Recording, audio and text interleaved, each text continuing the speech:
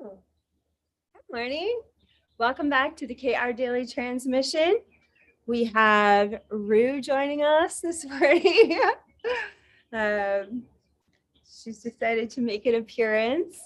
So we're getting ready for Austin. I'm super excited. I fly out tomorrow. And good morning. Yeah, I'm so excited. And I want to thank everyone for all of your support online, and everybody's celebrating and getting their cowgirl, their cowboy on. I can't wait to see you too, Carol. Welcome. Hi, Ashley. Hi, Team Angels. We got Team Angel Rue here today. Aww, Rue. She's like, that Sophia is getting too much airtime. I'm getting back in the rodeo of my own public leadership. So here's Rue cheering us on, getting us ready for Austin. So tomorrow, usually we do Q&A on Friday. And we've been so busy getting ready for Austin, I don't actually have a prepared question. But if you do have a question that you'd like me to answer, you can put it in the chat. And I'd also like to do a little bit of a prep meditation for the solar eclipse that's happening tomorrow. So good morning. If you want to, Jeff's writing, I polished my boots last night. I love that, Jeff. Right on. If you have a question, feel free to put it in the chat. And I just want to share about why this weekend's eclipse is so important. Solar eclipses are harbingers of sudden change. Hi, Sarah from France. And I'm really feeling this particular eclipse season this year. I feel as though so many people are waking up and so many people are choosing to step into their leadership. Oh, the birds are just going off. And this, when we are walking through a solar eclipse portal, we are stepping into a space of, ready or not, change is coming. Ready or not, if you want to become conscious of this portal you're walking through, you can really consciously allow what is ready to release to go, and what is going to unexpectedly surprise you to come in and land in a really good way. So we've got two questions coming in. Kathy's asking, would you be able to talk more about the meaning of daughter and son of the Most High? And Carol is asking, do you find when you are channeling that you have to record or write it down because otherwise it's hard to remember? Those are some cool questions. So Carol, in response to your question, I do find that writing down what I channel is very helpful. There is so much energy and information that is pouring through me. And often what I'll do is I'll channel and journal so that I can go back and reread what came through me like a couple hours later that night, or even later that week. In fact, what's been so interesting for me lately has been my journaling practice has always been really potent, but my higher self guides me to go into channeled states where I'm journaling, not just for that one moment in my life, but knowing my higher self, knowing that months later, I'm going to open my journal to that page and receive that message from 6 months ago, a year ago, sometimes even several years ago. And things that, because I was in a channel state while I was journaling, I honestly didn't remember it. One of the reasons why you're accessing different parts of your brain when you're channeling, when you're bringing in information. And so not only are you bringing in the information, you're navigating all of the emotions and what's getting triggered, what's getting activated, what's getting excited or pushed out while that information is coming through you. So not only are you navigating what you're writing down, you're navigating how it feels, and what's, how it feels to receive the information, how it feels to process what's releasing while the information is coming through. And actually it's a really good lead in to the solar eclipse portal, because we can choose to consciously walk through this very powerful passage this weekend and choose to consciously remember, you know, these moments of divine grace that are about to drop like lightning on us this weekend and all next week in Austin, or we could be asleep to what's happening. Either way, the shifts are going to happen. Wouldn't you rather be awake? And so practicing the sobriety of full presence when change is happening is what allows us to stay in an accelerated path of development and personal transformation, and of course, our sovereign empowerment. Channeling while you journal is one of the most powerful ways to practice presence when tuning into a larger reality than just this physical world. And the more you flex that muscle of remaining present while you open yourself up to the messages of your higher self and your guides, the more you learn how to stay present in your leadership with others while accessing that same level of information and activation to facilitate sacred space for others. Magdalena Media is asking, how do we maintain a relationship with the Ascended Masters and ask them for guidance without attaching to them codependently? Well, it takes two to be codependent. And the good news is the Ascended Masters are 1,000,000% sovereign and beyond. They're so sovereign that it doesn't matter how much people might glom onto them. There's nowhere for the glomming to land. So if you are experiencing like a lot of, I don't want to speak directly for you, but if anyone is experiencing a great deal of healing, a great deal of recovering from trauma, and you feel like, wow, I am super leaning into Mary Magdalene, or man, I can't seem to get through a day without, you know, meditating and praying with green Tara, it's like, don't worry about it. Lean into it. They are full embodiments of the divine because they are ascended. So it's just really not a problem, because in their sovereignty, they are just 1,000,000% focused on your wholeness, and they're resonating in their sovereignty, which means that it's safe to let go and surrender into that healing space that allows you to both directly engage with your wound while simultaneously accessing a greater presence with the wholeness that already exists within you. If I could get a team angel to turn off the AC, it's going off on the other side of the office and it's really loud and it's hard for me to focus. So if someone could just turn that off, I'd be so happy. So yeah, this full presence that can happen with the Ascended Masters is actually the healing of codependence. Like very often, if you're struggling with codependence, it's because there's probably not a lot of role modeling or relationships that we can look to that are actually embodied sovereignty. And this is why for years I've mentored the Ascended Masters, because their embodiment of sovereignty is how I've been able to access my daily journey of stepping up to the plate, stepping into the rodeo of embodying my own sovereignty. So, okay. It would be the AC unit on the right side of the office. It'd be so great if that got turned off. All right, thank you.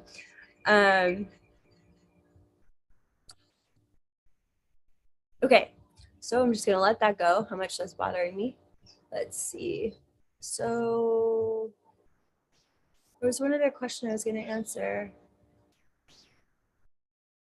Oh yeah, would you be able to talk, Kathy asked, would you be able to talk more about the meaning of, thank you, so grateful for that noise to be gone. Would you be able to talk more about the meaning of daughter and son of the Most High?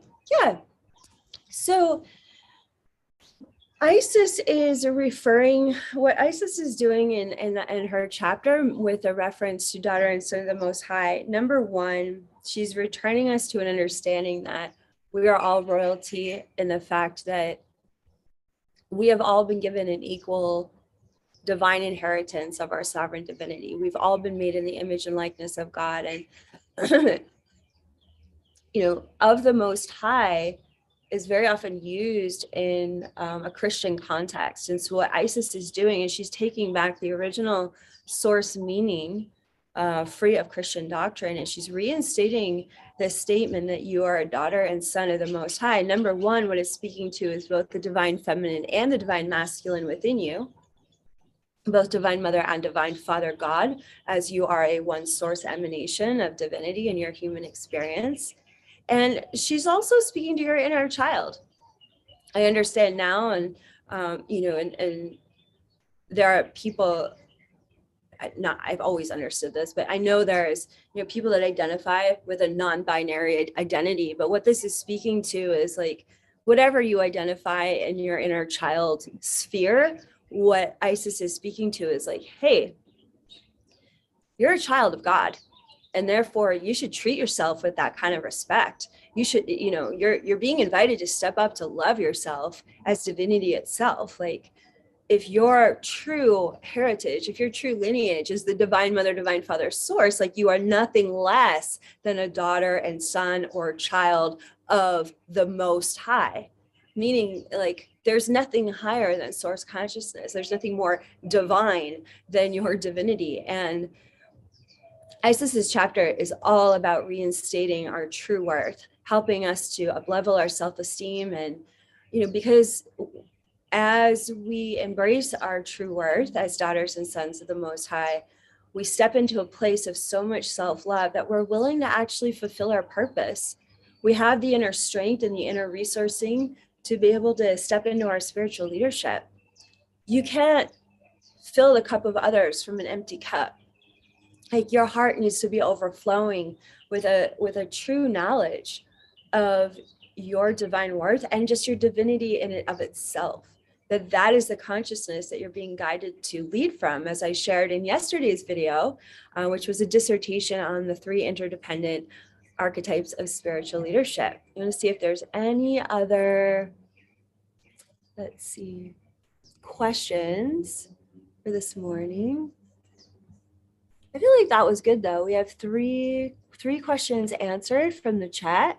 And if you have additional questions that you'd like to write in, you can also share those in the video replay, and we'll do our best to get to them in future Q&As.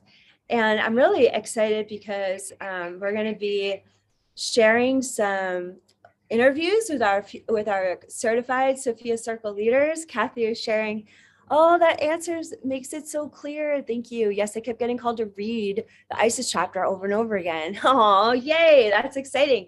Isis and Kuan Yin are going to be our Overlighting Ascended Masters for our first opening ceremony in Austin on Monday night. And then Tuesday, our fire ceremony is going to be with Joan of Arc and the Order of Magdalena. And then on Friday night, we're going to have a fire ceremony with the Sophia Dragons, White Buffalo Woman, and Green Tara. I was sharing on Instagram earlier. If you haven't followed me on Instagram, it's the same as YouTube, Kaia Official.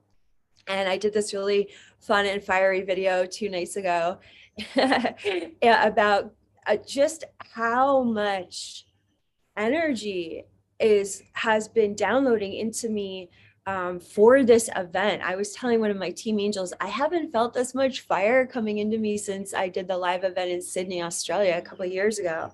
I mean, I don't know what's about to go down, but it's hot. Whatever it is, it's really hot. It's quite lively. It's a real spicy transmission. And I'm really excited to share it with y'all, both in person and on the virtual access feed. And I also feel like I often experience astrological and solstice eclipse energy anywhere between 5 to 7 days before the energy really hits for the collective. And I feel as though that's because I've committed myself to be so in service to the collective healing and awakening through my ministry, that it's almost like I'm getting the downloads so that I can help everyone as they're walking through the portal in real time. And so I've been tracking my own astrology, my personal chart, and over the past year very closely, because I'm walking through a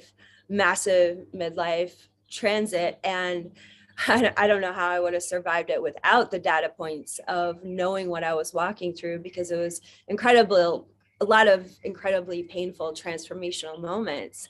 And I'm on the other side of it. I'm starting to feel like so much joy because of how much these very Uranian transits in my chart were clearing out in unexpected and ways, like a lot of just what no longer served me, just to be very like summarizing about the whole thing. And moving forward, like this eclipse portal for me and throughout the rest of the year is extremely like positive. It's like, okay, you cleared the space over the past year, so what are you willing to let in and receive and give to, not just give to yourself, but receive, you know, on a whole new level. And I kept hearing the message that I want to share with you on my birthday back in February, which was, this is preparing to turn the wheel, turning the wheel of fate. And solar eclipses are really connected to twists of fate, unexpected moments of alignment of that wheel of fortune turning. And again, a wheel of fortune it just has to do with cycling through chapters of your karma. It doesn't necessarily mean wealth. It could mean prospering or releasing or stepping into an initiatory cycle. And so when you commit fully in your heart to embodying those chapters of karmic release, when the wheel turns, you get to open up your heart and really have that empty space to abundantly receive that unexpected kind of golden lightning bolts of opportunity and healing and love and joyful prosperity. And I really feel like a lot of us have been doing such powerful inner work over this past year that, that same message is here for you this weekend. Like, how are you ready to witness this eclipse, like turn the wheel of fate for you? And how are you getting your heart ready to accept what's on the other side of that? I know for myself, the other night, I could feel how much like pure joy and fire was pouring through my body. And I was like, wow, if this much pure fire and joy and bliss is pouring through my body before the eclipse, before this event, I want to get out ahead of this. And I want to make sure that I am like a truly empty vessel to receive every blessing that's coming. And so I took the time to temper the fire by taking, a very, just a very special bath where I put in lots of like herbs and oils and magnesium and salts. And I called in Ascended Master Kuan Yin and Isis and Mary Magdalene and Mother Mary. And I did a forgiveness ritual in the bathtub. And I want to share this with you because this is a personal ritual that you can do hopefully tonight or in the morning before this eclipse happens. And I invite you to scan in your body, heart, and mind over the past, I did it for the past 6 years because I'm coming, as the wheel turns, I'm closing out that cycle right now. But if I think even if you were to just focus on the past year, the past 2 years, and if you were to visualize anyone and anything that you still have hard feelings towards, all right? Because the eclipse wants you to move through that portal as resistant free as possible. But when we are burdened by unforgiveness, we slow down the light speed travel of our future goodness. So, and that's not bad. Your goodness is still going to land in you to the best of your, in proportion to your willingness to receive it. But what if the lightning of this red hot moment of the solar eclipse could land in your heart like 1,000 blessings of rose petals? Like, that's what I want for me. And that's what I want for me. That's what we want for you too. So I visualized anyone that I have had hard feelings about over the past 6 years since the Sophia Code became an international bestseller. My life completely changed. And I've had to navigate things that that you navigate when you have an experience like that, with people and communities and money and business and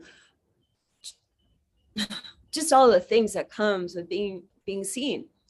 And I really took the time to feel in my heart, where did it hurt? Not to think about it, but to feel it. Like, when I thought of someone, when I visualized someone's face that came up for me, when I asked, like, show me, heart, who do I need to forgive? Who do I need to just really forgive? And I would see their face. And what I would do is I would just visualize. I would feel into the pain that I felt in that experience. I would feel into the heart. And then I would honor the pain and the hurt, and I would honor that person that I was visualizing as my teacher, as someone who played a role for my growth, someone who triggered me or wounded me so that I would grow to be a stronger person, or a clearer person, or a more articulate person, or a more seen person, and or a more confident person. It's like some of our deepest moments of growth come out of the pain of being rejected, betrayed, abandoned, judged, criticized. And it was just like, do I want to carry those people, that energy into Austin, into this weekend? And it's not like I'm sitting around thinking about my grudges because honestly, I have a practice of forgiving, as soon as I possibly can, and being with my feelings as soon as I possibly can. But sometimes we get hurt in ways that just linger. And it takes more than one sitting down with your own heart for it to fully clear. And so as I would look into their eyes and look into their heart, and some of these things were not easy things to forgive. Let's be clear about that. And yet, forgiving, I really want you to hear this. Forgiveness is not about condoning somebody's bad behavior. Forgiveness is not about condoning somebody's unconscious behavior. Forgiveness is not about saying it's okay when somebody did something that was harmful to you or to others. Forgiveness is deciding that you are not going to assume the responsibility of needing to avenge yourself, get revenge, or to carry resentment in your heart forward, because honestly, those people, chances are good, they don't even remember what they did. They don't even care, because their role was to be to play. They were there to play the role for you to discover the unresolved wounding within you that honestly has nothing to do with them, because if the wound wasn't there, they couldn't have hurt you that way. You see what I'm saying? And so I really, with the water, water amplifies your intuition, water amplifies your psychic gifts, water amplifies your ability to hear and receive the messages of the Ascended Masters, your guardian angels, and your higher self. So taking a bath is it's a really great time to practice your channeling, your intuitive heart listening. And it's also a really great time to practice your ability to heal your own heart and your body and your consciousness with the blessings of the Ascended Masters and their support, or your star family, or your guides. So I would visualize how I would lean into the pain. I would lean into the hurt that I could still feel, like the twinges, right? It's like, oh, well, I forgave them, of course, but like, it still hurts. So why does it still hurt? And it's like, let's lean into the hurt. Let's find the beautiful medicine that is behind that wound. And, you can just say to that person mentally, like, I do not condone what happened. I see what I was learning from this moment, and I release you from my need to judge you any further or criticize you or resent you for being my teacher about this. And I forgive you. I forgive you. And when you say, I forgive you, something interesting is going to happen. Chances are good you might even feel inspired to say, and I love you. The funny thing is like, I don't know if it's because my Aries is in Venus, but like, it's so easy for me to love people right away. Like really, like to see the highest potential in someone and to just really be in love with their higher self, with their willingness to be human. And very often, like what's interesting for me is people get really triggered by how much I can love them. They can even get very uncomfortable with it. And so I have experienced a lot of heartbreak by how much I love people and how much people will push back or resist or judge, to help them feel safe. And so what I discovered in this bath ritual was like, when I fully forgive and release any unresolved pain or resentment or feeling as though I need to avenge that part of me that deserves justice for what happened, it's just like, as I let all of that go into the presence of the Divine Mother's grace, whose consciousness is the consciousness that resolves all karmic imbalances. You know, what I found was that I kept spontaneously and genuinely returning to this really unconditional divine love that I always felt for every single one of those people, or even those circumstances. Like forgiveness clears the space of your heart for unconditional love to keep flowing. And it wasn't about trying to fix the pain that I felt in that forgiveness ritual. It was about leaning into the pain, listening to the pain. What did this pain teach me? Oh, I really should value what I offer more. Oh, yeah, money is a part of me. It's an extension of my energy. I need to value my energy more. I need to value my resources more. Like, oh, yeah, I need to value how I deserve to be spoken to or treated and raise that bar more and stop being so self-effacing. You know, it's like all of those woundings have teachings of where we can love ourselves more. When it comes to the seeming wounding of others, it's like, there's no way someone can wound us unless there's an intersecting place for those wounds to unfold.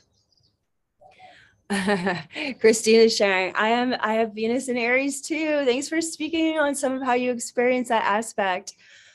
Yeah, man, I was telling you what, like learning your birth chart and, you know, where some of these major planets land in your birth chart, it's extremely helpful. You don't feel like such a weirdo. You're like, oh, that's why all that love comes rushing in. It's not some weird codependent thing. My Venus is in Aries. I'm just here to love people like fire right away. And learning and knowing that that's like the planetary influence over my experience of love, it like helps me have a more cognizant understanding about how I can practice timing with people, because a lot of people aren't ready for that kind of love right away. It's just how it is. And they don't have to be wrong for it, but neither do I. Right. And so the more we understand how we work, how, you know, how the wheels within our own hearts are ticking along, then we have more acceptance for the timing and pacing of others. Let's see. David is sharing, listening and leaning into the pain is such an awesome way to gently heal yourself. Yes. All right. So I think, oh, there's so many beautiful comments. Leah is sharing, I keep thinking I have forgiven someone in particular, but it comes up still at times. I'm having a hard time fully forgiving. So Leah, I just want to speak to this statement because it's so genuine and so pure before I close. And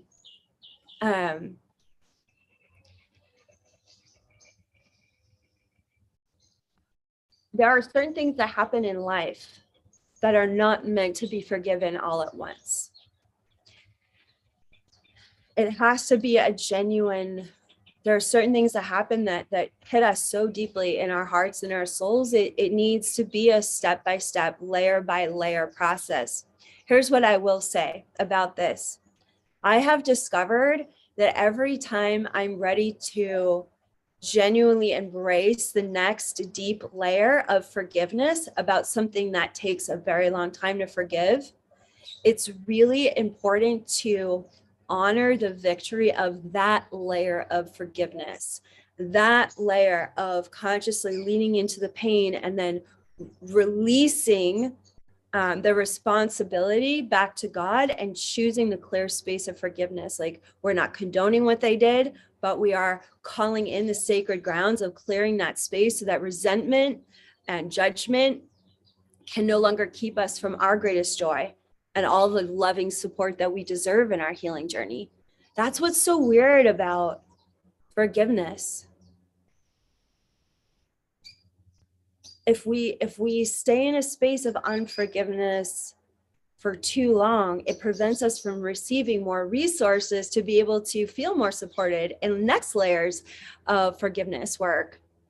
So honor and embrace the authenticity of every layer along the journey of forgiving someone that may have done something that's really unforgivable or feels that way.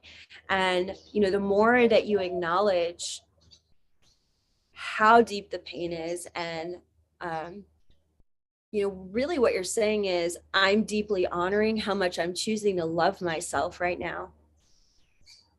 I will be ready to fully forgive and clear this energy out of my heart when I'm ready, and my heart's going to guide me. And so every time you step into this ritual of forgiveness where you can say, I do not condone you, but I free you from me, and I free myself from you, because I can't carry you I cannot carry this memory. I cannot carry this wounding into my bright future. It's like, that's clearing the space. Remember, forgiveness is not condoning the acts of others. Forgiveness is loving yourself so much that you let others go that are dead weight in your heart. You can quote me on that. I love you. Thank you so much for these amazing comments and questions. This has been a really fun Friday Q&A. And again, last call for Austin, y'all. We'll see you both on the virtual access feed and live in person. Be sure to get your cowgirl hats on, cowgirl boots. And yeah, let's just set the intention right now that this solar eclipse is turning the wheel for every single person on this call, both live and on the replay, to experience a greater depth of receptivity for prosperity, divine love, and support and creativity, to thrive both in your personal life and in your divine purpose, in your spiritual leadership. Thank you so much for joining me for this journey in April for leadership, this topic of leadership. I feel like we've covered some incredible ground in consciousness together. We've taken ground in our consciousness. We've, together as a community, we're taking back our power to create and birth a new world through our spiritual leadership. And I want to thank you very much for being here every day with me for the KR Daily Transmission. And thank you for all of your comments in the replay. And next week, we're going to be crazy busy with the Austin event. So my team surprised me with these beautifully edited videos.